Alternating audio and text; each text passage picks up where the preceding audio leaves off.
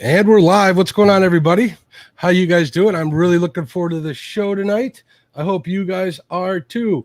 Lyle had a good show over there. He is all done. Thank you, Lyle, for handing the baton off to me. I always appreciate it. Real good show about flatheads tonight. I hope you guys all enjoyed it because I know I did. All right, let's say hello to the people in chat. I want to say hello to Betty Jean Cross because I know she's listening at home. Betty, hello, dear. I know you're watching on the big screen. I appreciate you more than you'll ever know. Avid Fisherman, what's up, buddy? How you doing? Catfish Heroes, hey, Sean, what's up? Sean was fishing with Epic Catfishing last week. They were chasing flatheads, which I love to do. And it's what Catfish Weekly was about, part of this. Chrissy Brown, great supporter, crew member of the show. I appreciate it, dear.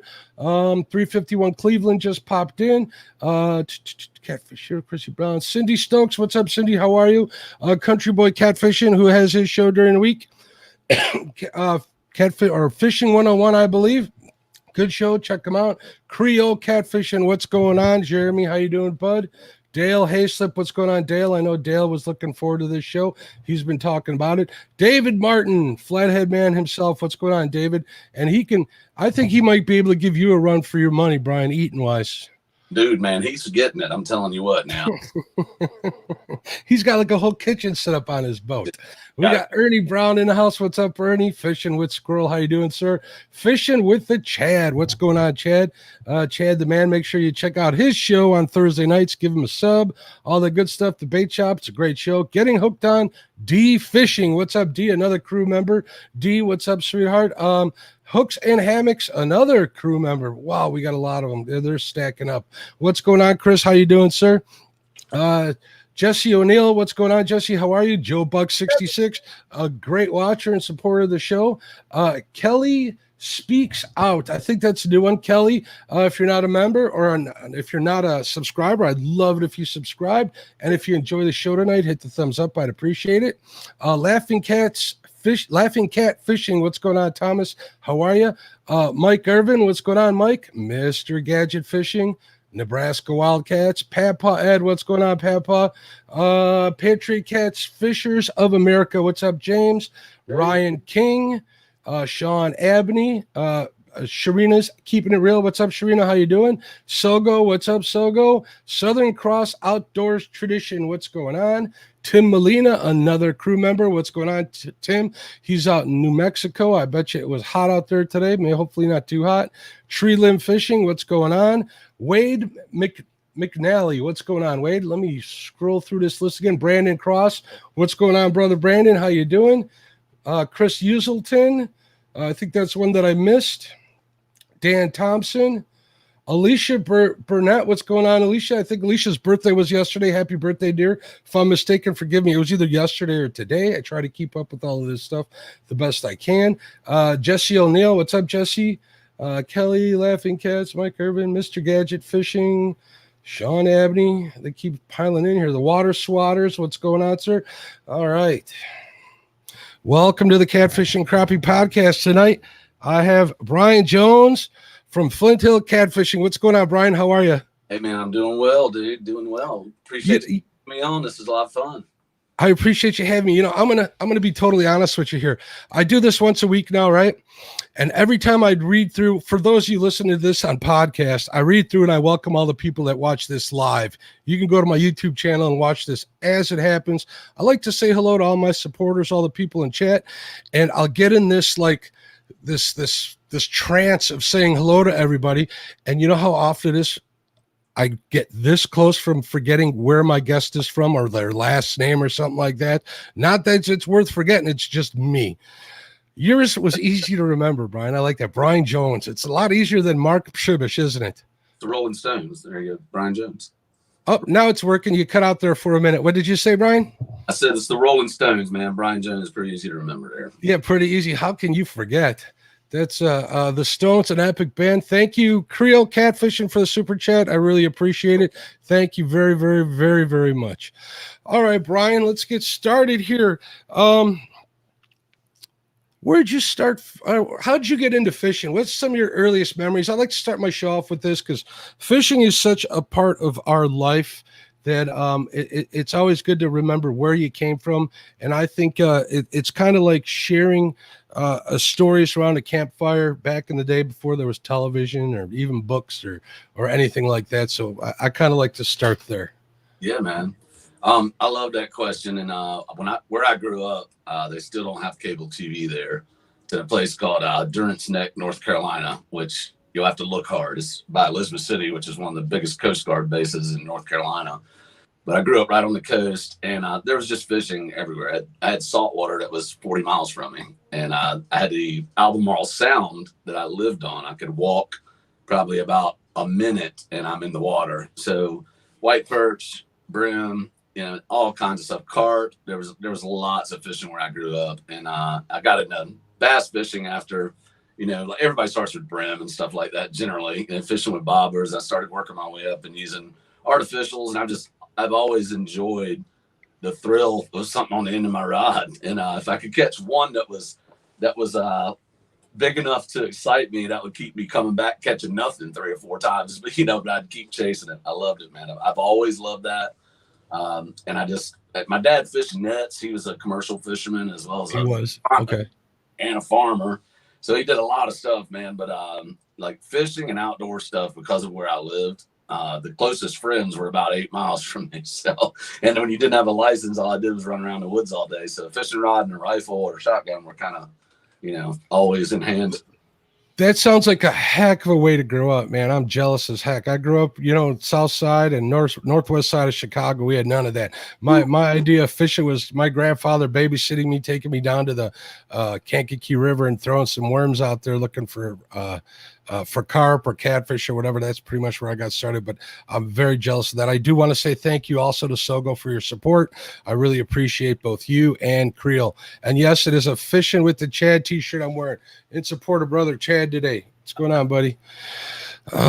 So any one person in general that really got you started besides, or was it just your father, or was it the whole family in general? It's really, it's kind of crazy. My dad, in that season of his life, I was one of 5 and I was the baby. So my oldest brother, who actually was visiting me today, he lives in Africa, in Zambia. So wow.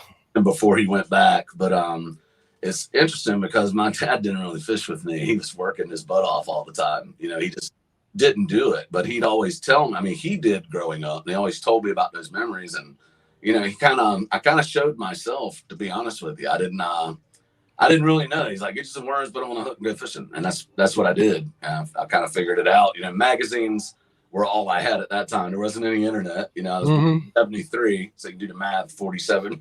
Yep. I wasn't no internet, man, at the time. So I had to figure it out on my own. But like Bassmasters and all those magazines, Outdoor Life, Fur Fishing Game, I mean, I lived in books. That was like part of my life, man. I remember waiting on that in Fisherman to come every month. I'd be running out to the mailbox towards the end of the month, hoping it would be there. So yeah, I can totally relate to that. I want to thank Southern Cross Tradition too again for your support. Thank you very much, sir.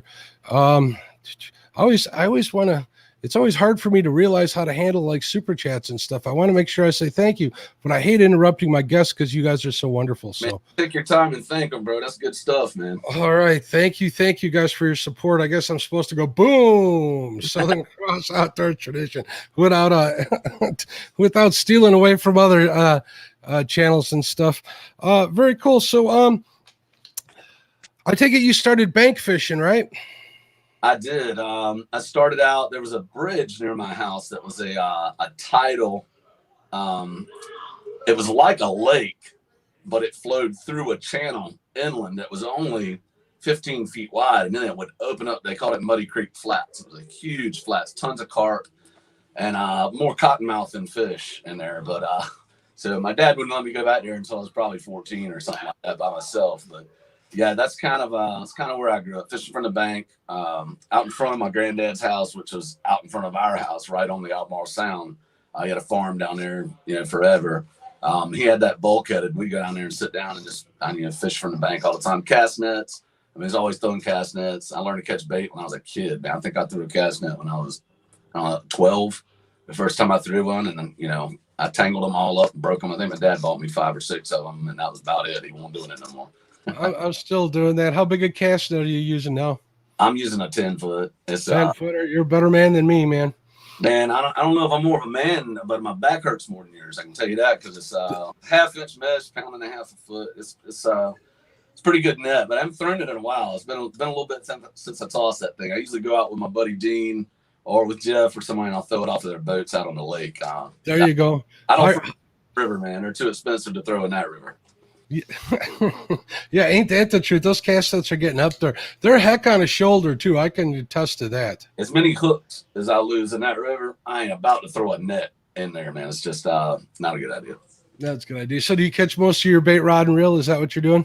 Yeah, white perch is for me is when white perch and brim and shad, of course, catch in the lake. We'll do there's threadfin, which work fine. There's a lot of threadfin in Lake Wylie. There's also and in the river. I mean, I've caught them in the river too, but I usually use my 4-foot one, and I'll do that in the summer when they're around rocks and stuff, eating algae or whatever, and I can catch them. But on the lake, I love hook and line for white perch. We just kind of drop shot, put a bunch of hooks in the line, drop shot for them. We'll use white perch for bait. We'll cut them up slivers and chunks, throw them out there, and catch white perch. So when you say white perch, you're talking about white bass, what we call here in the north, right? I guess I'm not. Or are they different? I'm not really sure because I've lived in 6 different states and I don't know what to call anything anymore. So. Epic's in the house. He could probably tell us. Epic, if you know what it is, let us know. I also see Kevin from Palmetto Cats came in. Kevin, thank you very much. Sogo, I do want to say thank you and hello. I don't know if I missed you before. Ryan Borsch, Blue Collar Fishing, better late than ever. What's going on, Brian? Ryan, I like giving Ryan a hard time. That's my buddy. He's another kayak guy. Me and him go at it all the time, so he's a good dude.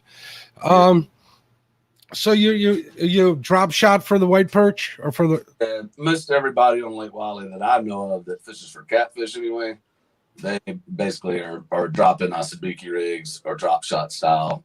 I buy sabiki rigs from time to time, but I fish out of a kayak so much. It's really hard to fish with a sabiki the size of the store-bought ones in a kayak because you got 6 feet, of line and hook. Right.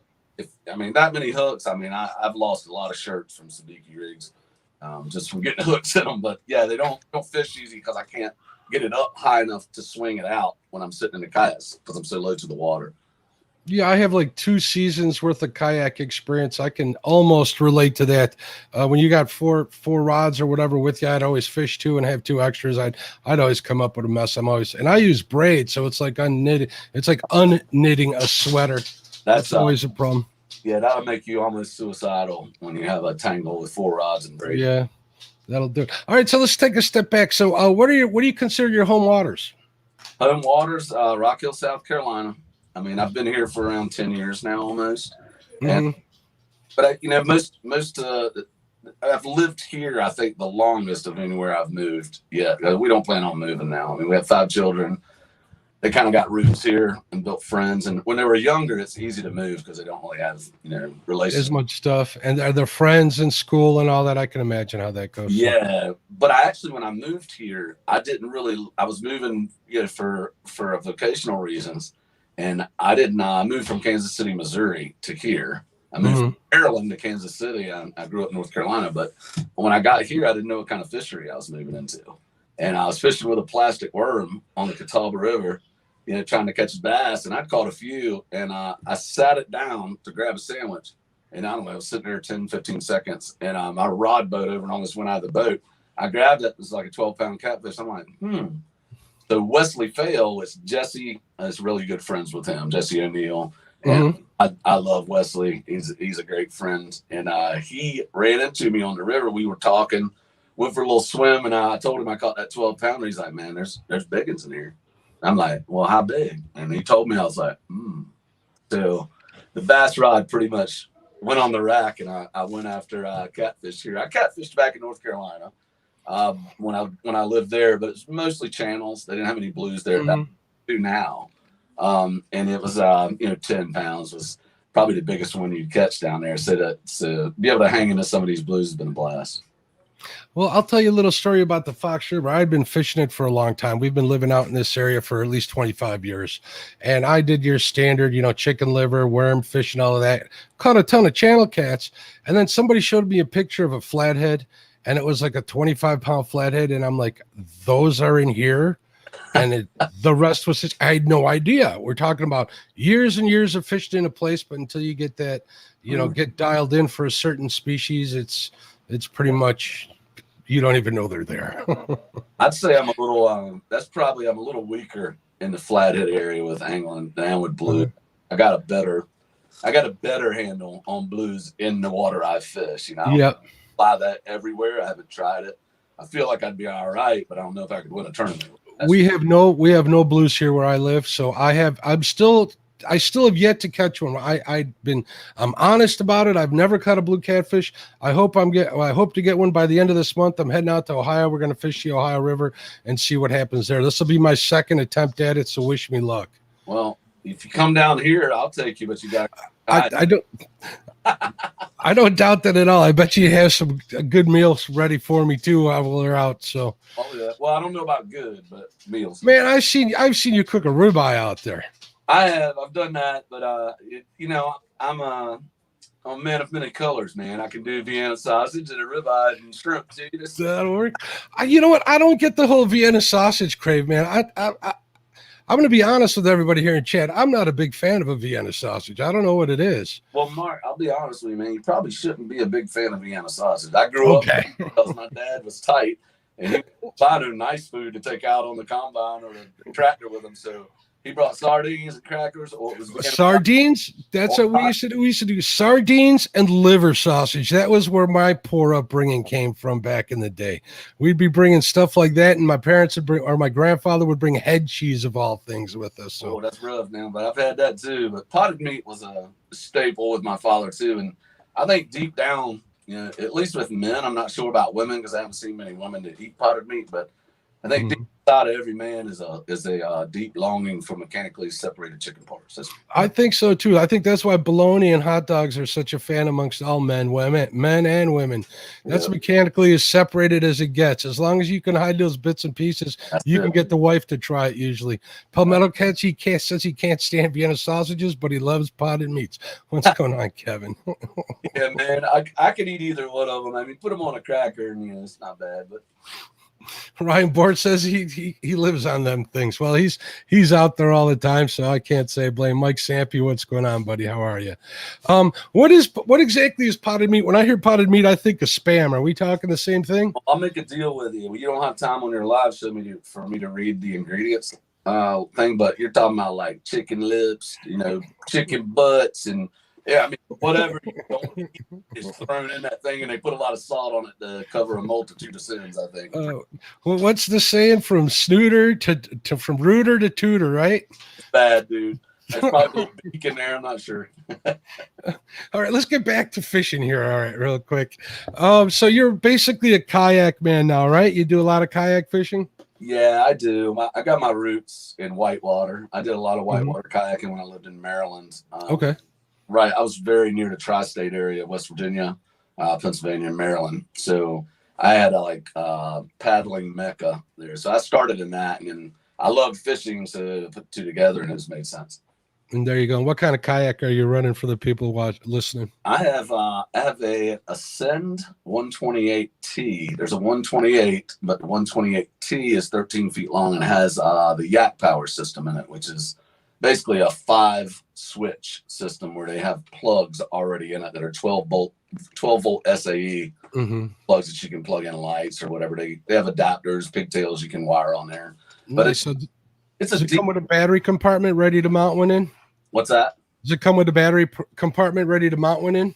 It's got a compartment. I don't know if it's a battery compartment, but it's big enough. They call them all storage compartments. On some of the new ones, they're making it that way, but I found a way to make it work in mine, but it was pretty tight. And I think the challenge sometimes is where they put those storage compartments for weight distribution. If you don't have the funds available for a lithium battery, which is, a lead acid that's 100 amp hours is going to run you, 65, 70 pounds. And a lithium battery is going to run you about 25 pounds. So it's a big difference. So if you got a lead acid, you really have to be precise on where you place it. So you are running a trolling motor then, correct?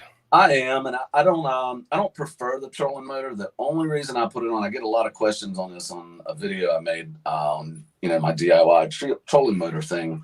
I don't prefer the trolling motor. It's a time thing for me. I don't have all the time in the world, and I want to spend more time fishing than paddling upstream. And I usually go upstream from where I put in, so I can look downstream when I'm done, and then just take out and get in my car. So I'm fighting, 1,500 to 10,000 CFS trying to go upstream. So sometimes it can take an hour to get. Not to mention the wind. That was probably one of the reasons why I ended up getting a bigger boat, is because I got tired of paddling upstream against the wind.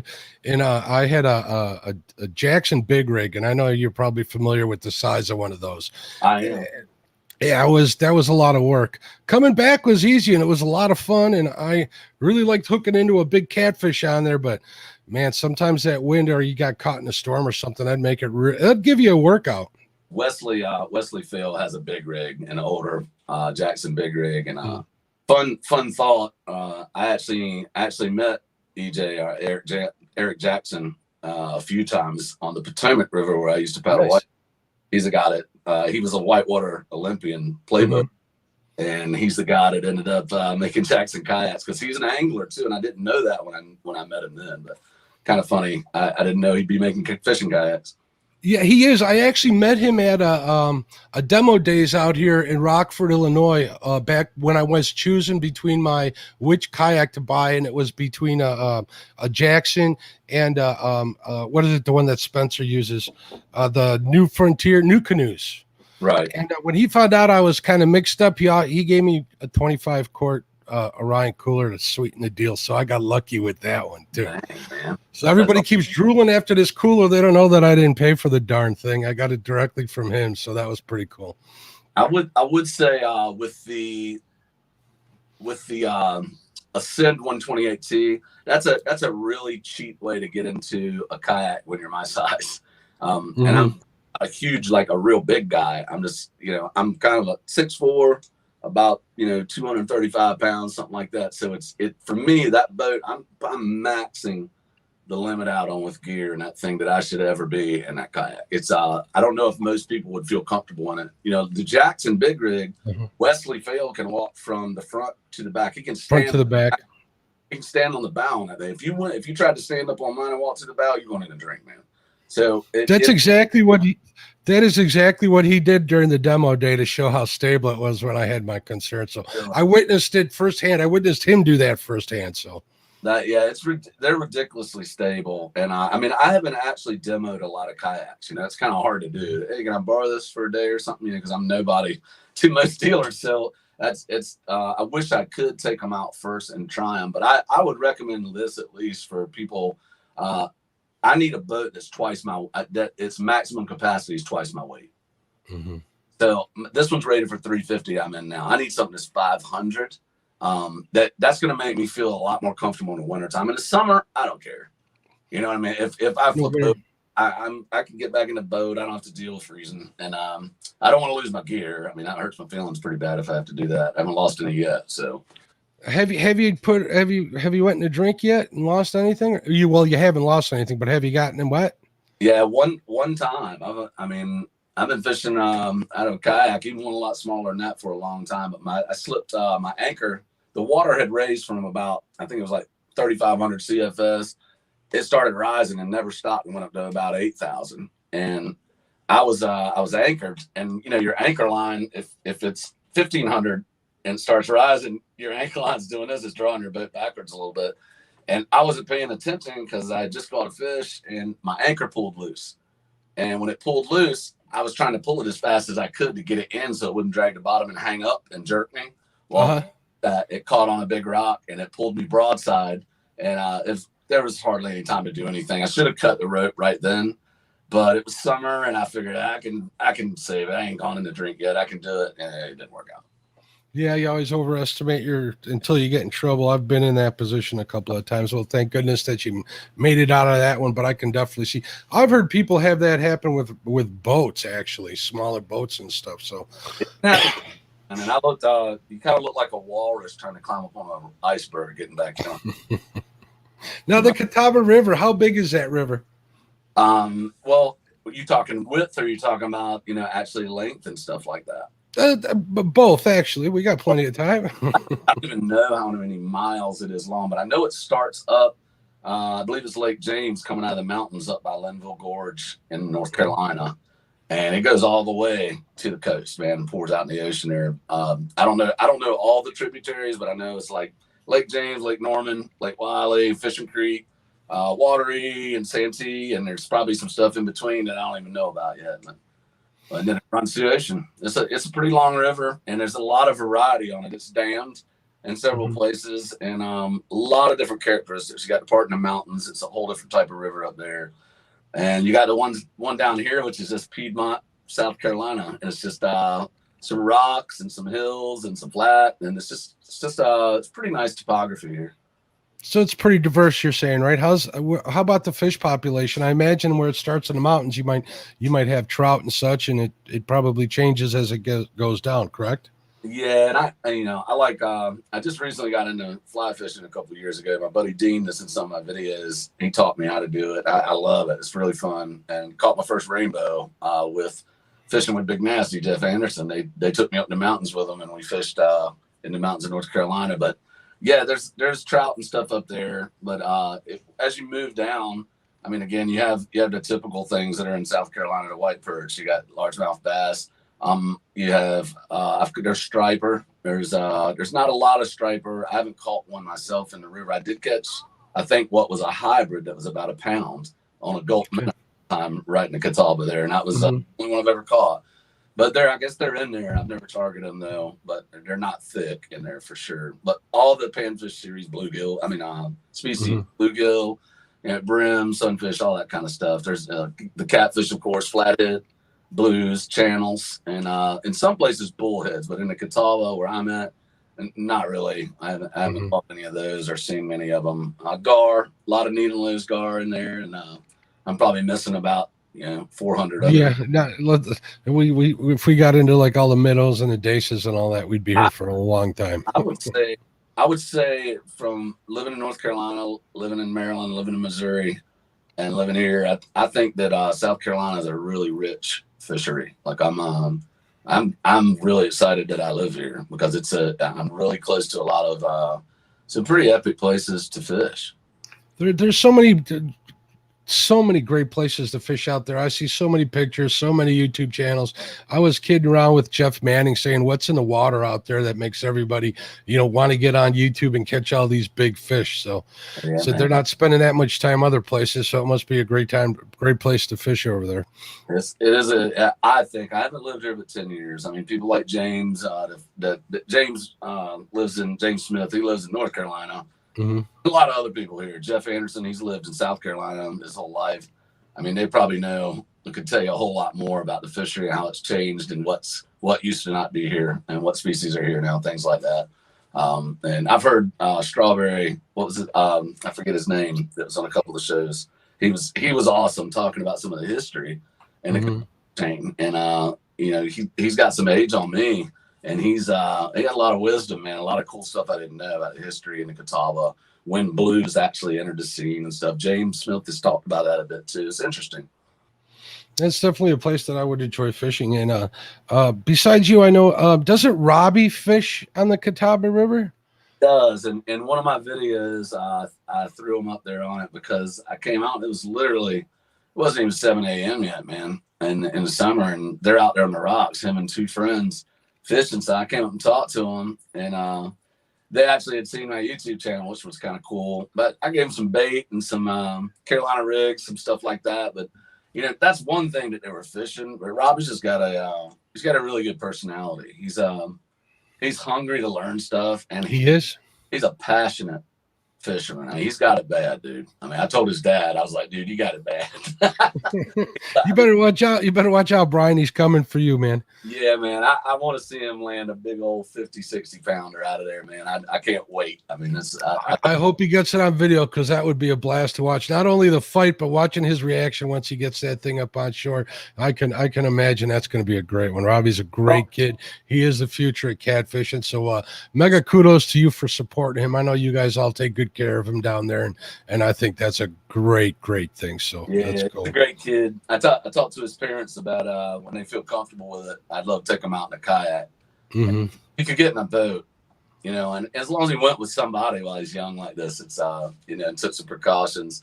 I mean, it's going to open up a whole lot more ground for him, and I don't know if that'll be good or bad for his parents. You know, how old is Robbie? I'm kind of at a loss when that happens. He was 12 when I met him. He's probably 13 now. Okay, so he'll be doing all right, because I know right around 13 or so, that's when let's say in Boy Scouts they start teaching them kayaking and stuff. Yeah, so. man. Hey, can you do me a favor? I think my air condition is off, and I'm about to die. Do you have some people you want to say hi to? Because I'm gonna go turn it on real quick, brother. Yeah, I'll go through real quick. We'll pause the podcast here. We'll pick it up when you get back. So let me say hello to a bunch of people who came in. All right, guys. This is what live YouTube is like. Tree Limb Fishing, I think I said hello to you. Let me take a real quick look. Alicia, what's going on, Alicia? She says her internet is messing up. I'm sorry to hear that. Hopefully it clears up, Alicia. Epic came in. I think I said hello to Epic. Hello, Jesse O'Neill. John Boy's Catfishing. Lance McKagey. Yeah, McKagey, what's going on, Lance? Parker still in the house. Weekend Angler just came in. Want to be outdoors, what's going on? If you haven't hit the thumbs up, I'd really appreciate it. If you're not a subscriber, I'd really love for you to subscribe. If anybody's out there and you have access to whether it's YouTube, Instagram, anything like that, I would love to share. It'd be awesome. All right, now we have air. Perfect. Welcome back. I can totally understand. It's getting a little warm in here, but I think we'll be all right. So are you at home or are you at your studio? I'm at home, but it looks like a studio, but, you know, walls, look. That's how close it is. Ah, okay. This is underneath the stairs, and I built it for my son. Whew, I'm out of brothers ran upstairs. I built it for my son for a gaming room, and he was trashing it, so I'm like, you're out. I'm commandeered. Bye. That looks perfect. It looks really good. You got it set up real nice with your logo back there. I got to find something for back here. I'm kind of waiting on a sign, but that's a whole other story. I do want to say hello to Becca, Miss Mud Tramp. What's going on, Becca? I want to make sure I didn't miss you. So, and Catfish Weekly. There's Lyle, and Lyle says hello, Brian. Lyle. What's going on? So, where were we? We were talking about Robbie and the youth of fishing, which is cool. You wanted to bring up a little bit that you're officially back in YouTube. You're gonna start putting more videos out and stuff. Did you want to address anybody who had any questions as to where you've been, anything like that? I would love to. I hadn't intended on taking any time off. And I didn't really say anything to anybody. And I've been in some of the live shows, but I just haven't said anything in chat because I knew I would have to answer a bunch of questions. And I didn't want to do it in chat, you know, and I didn't want to get that as part of the show. If people were asking, but people have asked in comments on some of my videos, and I really appreciate people asking. But really what's happened is that, you know, with 5 kids, I had like 3 birthdays coming at the same time. I had 3 kids that just got a driver's license at the same time.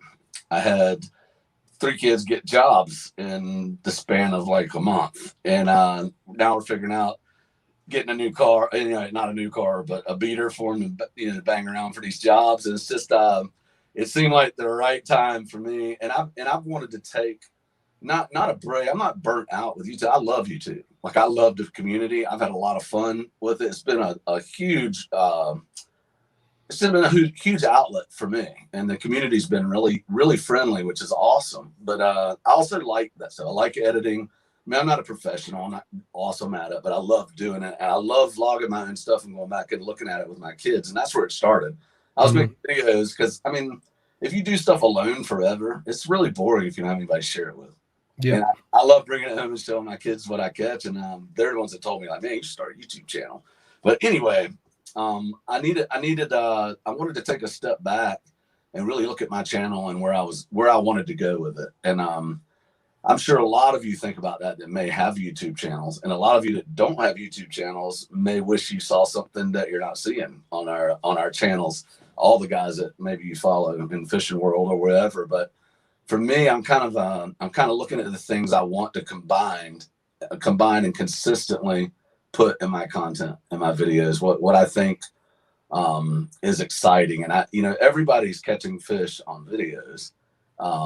And what can we do even as a community, not just me? It's no big secret where I'm gonna, have some awesome thing that I'm doing that nobody else. I'm not really saying that. I'm just looking, how can we reach the younger demographic? How would they like to watch our videos, or are we so dated that maybe they don't? I try to look at things like that, and I'm in production too. And again, it doesn't mean I'm great at it, but I do think about it a lot, and I'm trying to look for an angle where I can really do some good intros that give you an idea of where we're going in the video. I want to show you some fishing and a lot of the scenery. I also want to share some, I think a lot on the river. I have time to ponder and think things. I'm alone. I'm in a kayak. It's quiet. And I love it. So it's really just, awesome to me. It's one of my favorite things to do. But I don't actually talk about what's on my mind a lot, and I won't ever talk about all of it. But some of it, I think it would be pertinent to our videos. And I've done a little bit of that with voiceovers in the last 2 or 3 videos. And I enjoyed making those. And it was something that was actually in my heart that I felt like I wanted to share about fishing, or about just finding relief, de-stressing a little bit in your life, and just taking time to enjoy stuff. The traffic in our mind never stops. Never does. It's just nice to be able to dial back and try not to give a crap about anything, even catching a fish sometimes, which is hard. I was given the recommendation to try and do something a little more artistic to kind of quiet the mind a little bit, kind of use it as meditation. And being creative, I found is, if you look above my shoulder, there's some guitars up there. I'm terrible. The guy my buddy who's trying to teach me how to play guitars said, maybe you should stick to something visual, is what he told me. So pretty much this is where I'm at. I'm trying to do that, but I just bring this up so the people out there in chat realize that, hey, it can be a good way to quiet those voices in your mind that are telling you to get the kids to school. Make sure you get the lawn cut. Make sure you get that promotion. What do you have to do to get that promotion? How do I save up enough money to retire? Sometimes you got to quiet those voices. And I have found that, being as little bit as artistic as I am to help that. Would you agree with that? I would agree with it. And I think, internationally, cultures that have art, it reflects in their culture big time. It's a release for people. And I think everybody has somewhat of an artistic chip, so to speak. I mean, I'm a guitar player too. I don't play electric, play acoustic for a couple decades now. I'm not awesome either, but I can get around on it. I've always singer-songwriter. I've always been an artist, and I've always appreciated art that I'm not good at, the people, painters. I love looking at that stuff too. And I got a lot of different things I like, but in the art part of what we do, I think there's a lot of people, not a lot, but I see a few channels that definitely are pushing the limits with that. But not everybody wants to do that with their channel, and that's fine. But, some people just want to vlog their stuff. Classic example, in my opinion. I mean, I love Justin Kayak Catfish. I've watched his stuff forever. But he's got a routine. He does his stuff the way he does it. He's shaking it up a little lately with some bass fishing and some other things, saltwater. Right. But he vlogs. He vlogs and he gives some education on there, and that's it works for him. I think there's a few other people that maybe just can't stop there. And if you can't stop and you got to keep trying stuff, it's generally because you got that chip. There's something in you that doesn't want to settle for that. And I may not be able to pull off what I think, but somebody will. Somebody will do it. We'll see YouTube change and fishing videos change over the next decade or so, quite a bit, I think. Yeah, Keith pretty much gave me the advice which amounted to don't worry, be crappy, but not in so many words. But it's kind of translated to that, and it's probably what some of the best advice I've gotten. So anybody out there listening, whether you're just vlogging, to me, being able to vlog well is still an art form. Being able to interview well is an art form, like Lyle's been doing for how many years. Being able to catch fish and give a backstory as well. It's all its different types. So anybody out there who's creating, in my eyes, you guys are artists and you guys are awesome. Keep doing it. I just wanted to add that, Brian. Give everybody a little bit to shoot at. I love that. I love that because you're talking about variety, and that happens in general. I mean, when I look at Kevin's show, he does things differently, and I think he does it well. Than some other live shows I've seen. Your show is unique. Your personality is different. Your voice is different. I mean, all that stuff is. If I didn't have those, and I was just waiting on something that was cutting edge, which I don't, or different, or super artsy, that's not really what I'm trying to communicate. I'd be bored. So all the personalities and the variety, it gives us a lot of things to choose from, and that's one of the beauty, things that are beautiful about YouTube and social networking in general. Absolutely, and thank you very much for the kind words, and you're absolutely right about everything you just said. All right, Kevin Baker, Nuts and Bolts Fishing. What's going on, Kevin? He wants to know, so Brian, you fish from Wiley to Waterley was his question? Wiley to Waterley. I have not fished Waterley yet. I don't like I said, I'm pretty busy like most people, and it's just for me, man, I feel guilty sometimes even asking my wife to go somewhere like down to Santee or something, because I'm going that far, I'm staying for a couple nights. You know what I mean? And I just know. If I'm going away from my family, I got to make it real worth it, because I'm leaving her with a whole handful here, and she works full time too. There's a whole lot going on, but I would love to fish Watery, but and on down to Santee and some of that and try it sometime. But my main places I fish are Lake Wiley and the Catawba River below Lake Wiley Dam, all the way down to Route 9. And some of you guys may know where that is if you're in South Carolina. I'd say probably a 25-mile stretch of the Catawba. I've fished different parts of that. Cool. David Martin says you should watch him eat snacks for a video with no sound, just the movement. Oh, man. So you do that, David? That's really weird, man. But that is weird. About you.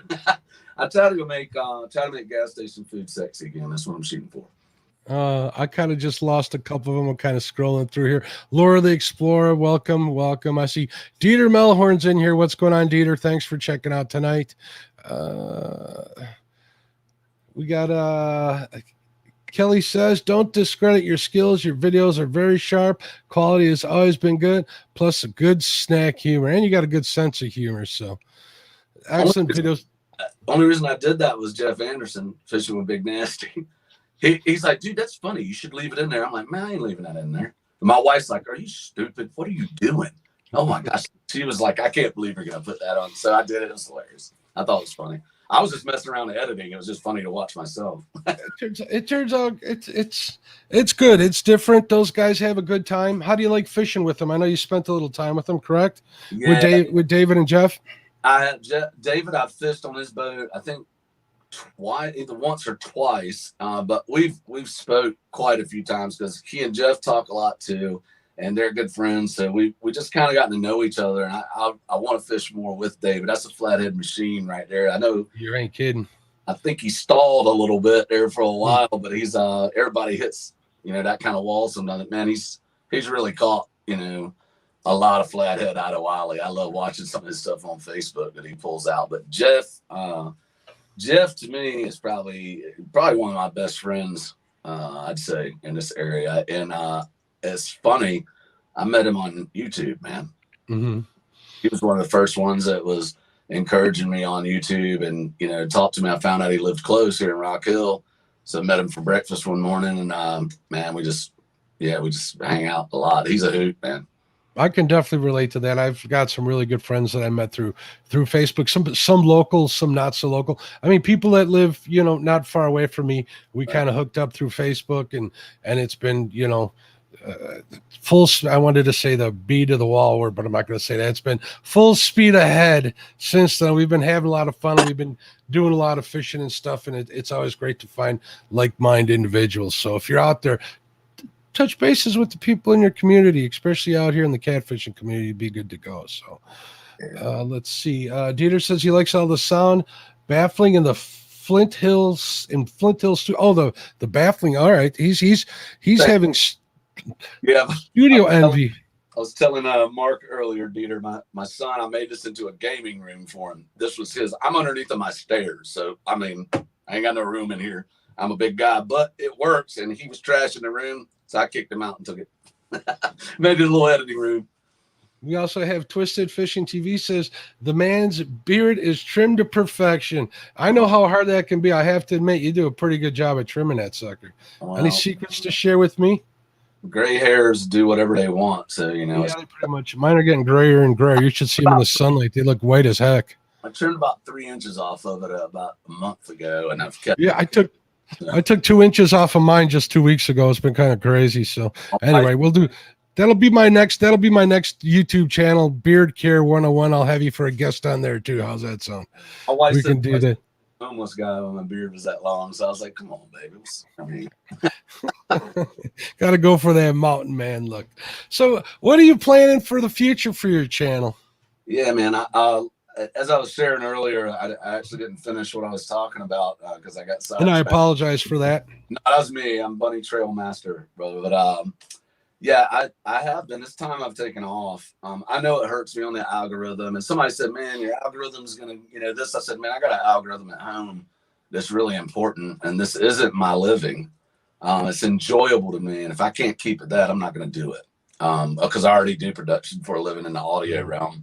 And I work with video people all the time. And it's not something I wanted to do anyway.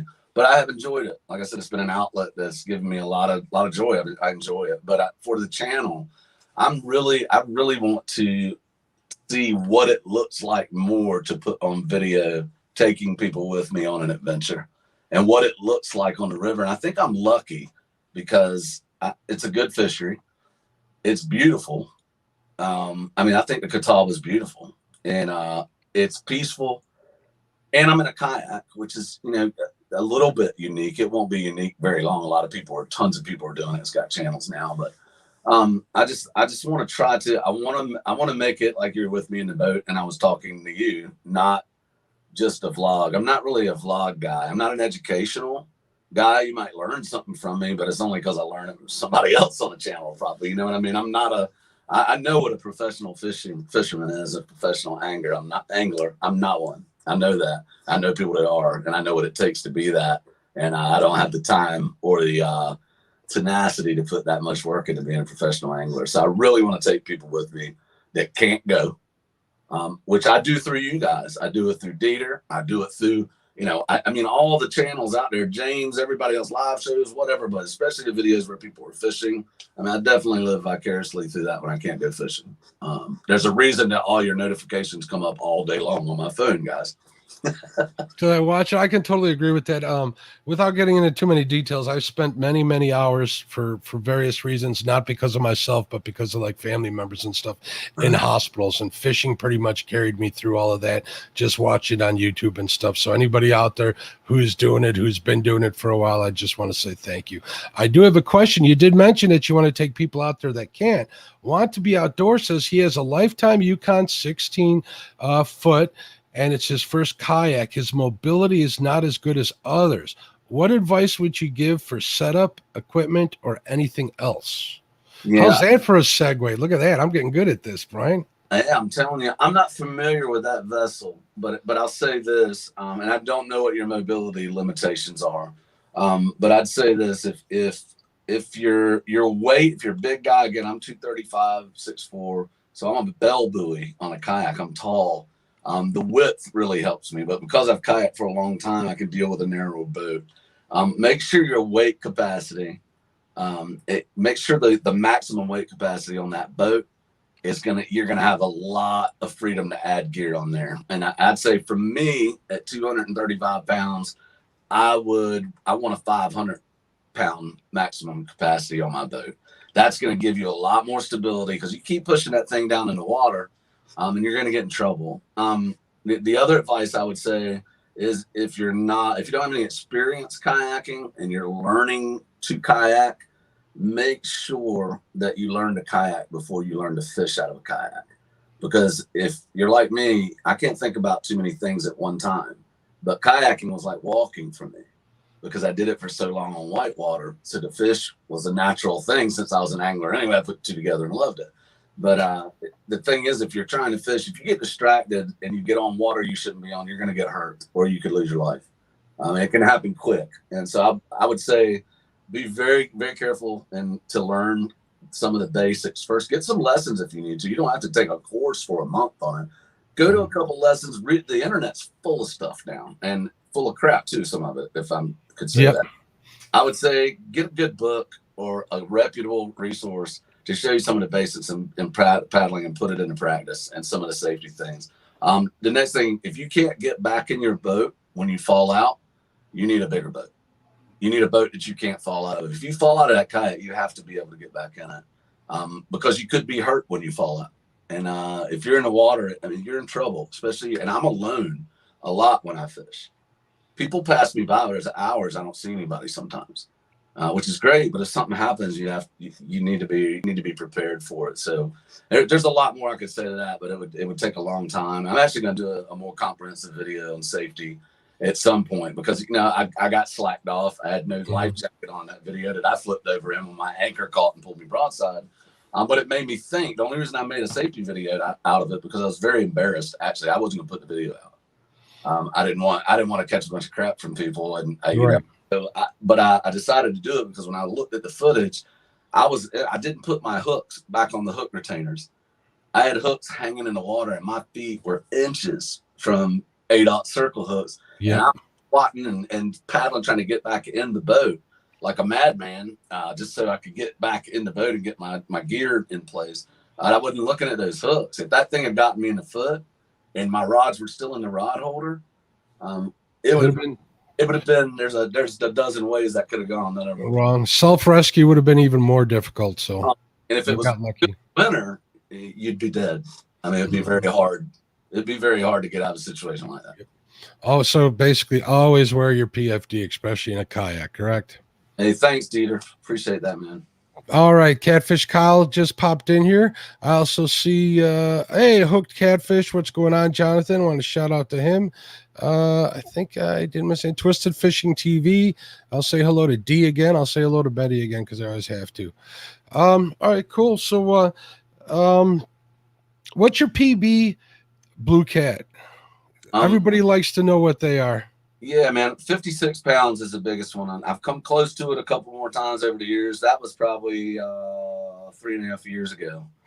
And that was a nice fish, man. I mean, that was like, it blew me away. That day was very special too. And I actually made a video on it. It can't be monetized because I put somebody else's song on it, but I didn't care. I wanted to put it on there and said, they're going to make the money off any royalties from it. One of my videos, but it's basically a slideshow with a song on it. And I took my boys down to the river in the winter. It's 28 degrees outside. My first son, Joshua, caught a 32 pounder. 30 minutes later, my son, Brandon, caught a 47 pounder.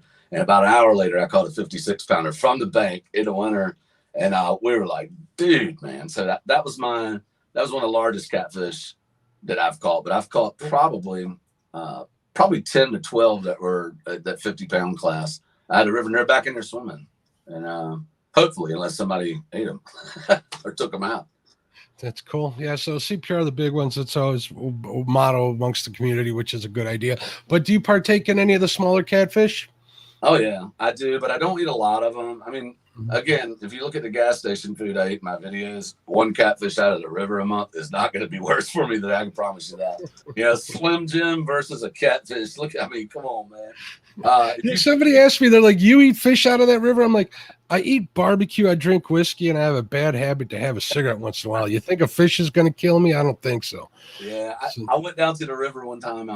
I'd like to do more catching because they're a lot of work, man. Doing a catching, a lot of work. I did one. I was like, man. So I decided to do it in the winter. I guess it was a year ago or so. I don't know. It might be longer than that. But I went down with the sole intention of catching a dink and cooking it and making a fish taco with a cast iron skillet over a fire. So I did it on the river, and it was a lot of fun, man. It was pretty cool. And they're tasty when they're little in the wintertime, especially like that. But absolutely. When I catch them through the ice, I don't know if you know anything about that, but when you catch them through the ice, they're pretty darn tasty, I have to admit. Chunky Cats, what's going on, Chunky? How you doing? He said hello to both of us, so he's saying hello to everybody in there. Peace, Smitty Outdoors. I want to say hello to him too. So very cool. Very cool. Right? So you say you do production for work. How does that? Maybe you can give some of our creators, and there's plenty of them here in the chat, some tips on how to get better audio in their videos. Yeah, because and let me clarify. Namely me, I'm doing this for selfish reasons. So talking like you're talking to me, but. No, it's I'll clarify a couple of things. I'm not a producer. I work in production. Okay. Different breed of people altogether, and they get paid a lot more than I do. I'm an audio engineer by trade. But you talk about getting better audio for videos. It's For your YouTube videos, yes. yeah, it's there's so many variables, but I'd say generally speaking, and anybody else in comments that has some knowledge in this area, feel free to speak up. But I think that getting if you're using a phone, proximity is your friend.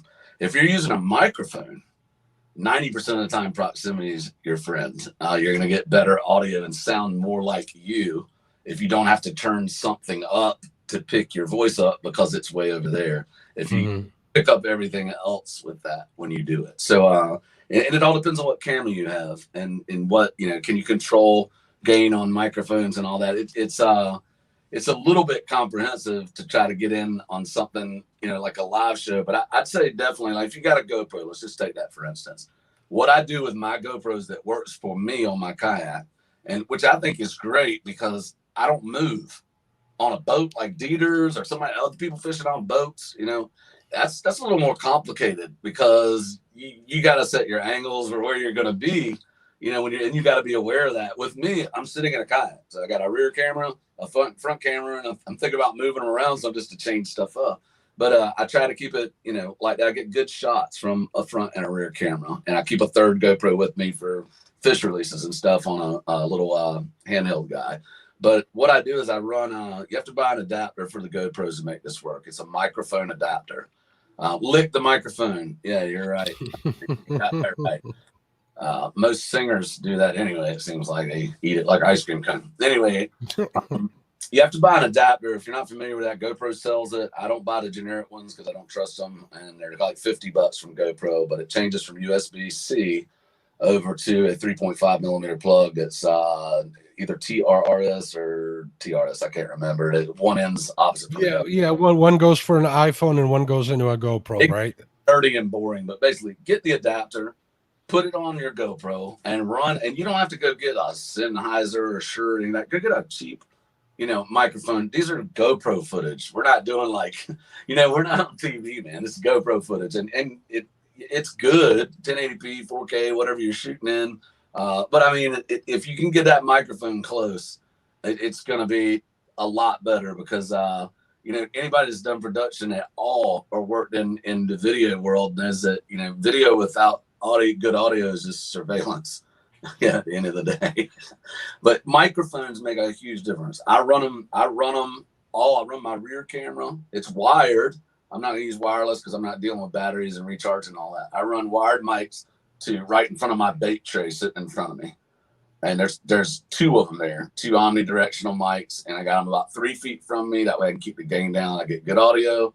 And then I throw 256 gig cards in each one of my GoPros, and I hardwire the power from the yak power in the kayak, and it runs the day. I mean, if I had to recharge batteries or change batteries and change SD cards, I would quit.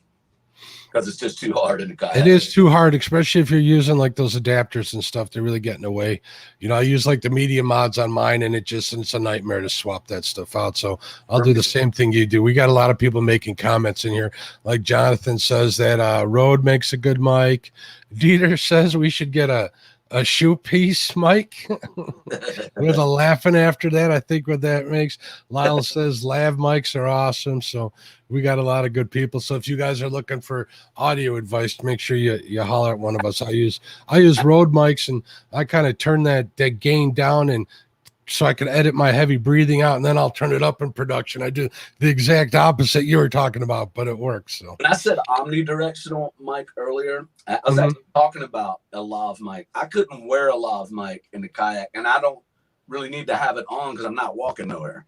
So that's why I placed the lav mic 3 foot in front of me, right on my bait tray. I didn't mention that earlier, but it's just a cheap lav mic, and it works fine. It works good. Yeah, Jonathan gave me advice once to always use your audio from the closest GoPro. So that's kind of hard. It's not hard to do, but it took a while for me to get used to and stuff. But we managed to get it. This is about where it needs to be if you want. Yeah. Very cool. 4 feet. Brian, thank you so much for your time. I had a blast talking to you, buddy. Is there anything you want to plug before we call it a night? Anybody want to say hello to, anything like that? I just want to say thank you to everybody that watched tonight. I want to say thank you to you, Mark, for inviting me on. I'm honored. I appreciate it. It's always a lot of fun doing these things, and I really appreciate it. I've been watching you for a long time on different people's shows, because you're on several. But I'd really like to say thanks to all of my subscribers, man. I haven't gone anywhere. I'm not dead. I just there's some family stuff that really needed tended to, and I got some teenagers. I wanted to take care of them, but you guys helped me get where I'm at now, and you're the ones that have encouraged me and keep inspiring me. So content's coming, and I'm excited about putting it out. So hang in there. Very cool. Thank you I'm honored for having you. I'm honored for having all the guests out here. I really appreciate it. We had one last question by Matt over at Want to Be Outdoors. He wanted to know if there was a GoPro we'd recommend. Any of them, 7 or plus are good. 8s are a little more problem. If you can pick up a 5, it'll do you fine. Would you agree with that? Yeah, I mean the sevens, if it's out in the sun, they're horrible. I will say this real quick: you don't have to put a battery in those things. I have a 5, a 7, and a 9, and I take the batteries completely out of them, and I just run them hardwired. That's external power. I do the same thing with my 8s. Every now and then I'll have to reboot them because they have some software issues, but other than that, they work pretty good. I know 7s are solid and 9s are something that I really don't want to have to sell 3 GoPros to have to buy 3 more. So people say that GoPros suck, and they do in the camera world pretty much, but they get done what we need them to do. The deal is that they overheat so bad because they're waterproof. They're this big. What do you expect them to do is the way I look at it. People are like, they suck, man. And I was like, dude, it's waterproof. I don't even think they've perfected the technology to keep them cool yet, but they overheat terribly. But 7s are the worst, in my opinion, for overheating. Bimini top works pretty good in my boat. I've noticed a big difference keeping it out of the sun. So all right, everybody, I'm not going to keep you real long. I want to thank everybody for listening. If you're not subscribed to Brian's channel, Flint Hill Catfishing, there's links down in my description. There'll be links in the description of the podcast. I really appreciate each and every one of you. Thank you to everybody who gave me super chats. Thank you to the crew for your support. I really appreciate it more than you know. God bless. Have a great week. Get out and get some fish. And if you're a creator, get out and create, man. Have a good one.